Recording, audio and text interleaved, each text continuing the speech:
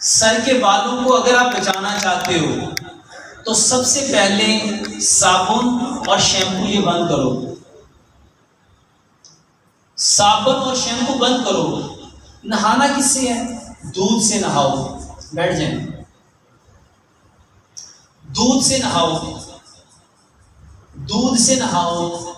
اب بہت سارے لوگ کہتے ہیں کہ بھائی صاحب دودھ تو پینے کو نہیں ملتا تو نہا کیسے سکتے ہیں؟ تو میرے محترم بھائیوں، جیسے آپ سرسوں کا تیل پورے جسم پہ لگاتے ہو تو کیا کلو لگ جاتا ہے؟ آدھا کلو، پاؤ. جتنا سرسوں کا تیل پورے جسم پہ لگنا ہے نا، اتنا ہی دودھ لگنا ہے. 1 کپ. دنیا میں سب سے بہترین سکین کو اگر کوئی چیز صاف کرتی ہے وہ دودھ ہے. اور دیکھو علامہ اقبال نے ایک شعر کہا تھا، دودھو نہاؤ پھودو بھلو، کہ جو دودھ سے نہائے گا وہ پھودے گا بھی پھلے گا بھی. تو بالوں کو اگر بچانا چاہتے ہو تو دودھ. اور میرے محترم بھائیوں، بھینس کا دودھ نہیں لینا. بھینس کے دودھ میں فیٹ ہے، چکنائی ہے، پھر سر میں اسمیل آئے گی.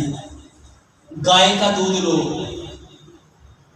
اور جیسے تیل لگاتے ہو نا، اس کی طرح لگا کے 10 سے 15 منٹ چھوڑ دو اور اس کے بعد تازہ پانی سے نہا دو. واللہ اپنے اسکن پہ دودھ لگاؤ.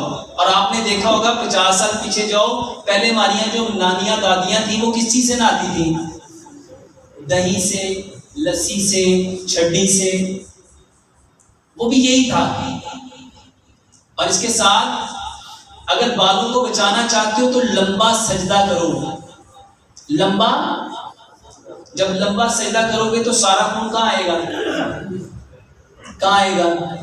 اور نبی صلی اللہ علیہ وآلہ وسلم نے فرمایا، اگر لوگوں کو پتہ چل جائے نا سجدے میں کیا ملتا ہے تو بندہ سر سجدے سے نہ اٹھائے.